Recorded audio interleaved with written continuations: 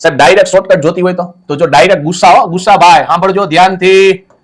હા, ગુસ્સાની direct shortcut જોઈએ છે ભાઈ.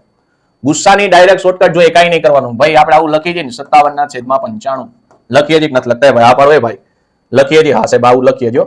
હવે તમને ખબર છે સાહેબ આવી રીતના અપૂર્ણાંકમાં લખાય તો આના છેદ ઉડે ને? ઉડે, હા ઉડે. ચકલી ઉડે ફરે એમને છેદ ઉડાડવાના સાહેબ. આના છેદ ઉડાડો કેટલા થાય? 19, 13, 57 થાય.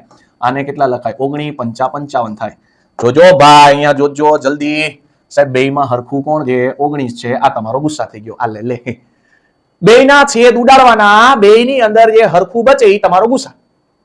બરાબર છે? ક્યાંય આવા અવયવ પાડવાની જરૂર નથી. સમજાય છે? બેયને તમારે છેદ ઉડાડવાના, જે હરખી સંખ્યા હોય ગુસ્સા. સાહેબ લસાની કઈ ટ્રીક છે? હા છે ને, જો લસાઓ જોજો. ચાલો લસા. લસામાં શું કરવાનું? બેયમાં જે હરખું હતું એ તો લખવાનું. વાહે કોણ વધ્યું ભાઈ? વાહે વધ્યા 3 અને 5. આ તમારો થઈ ગયો લસા. છે ને જબરજસ્ત?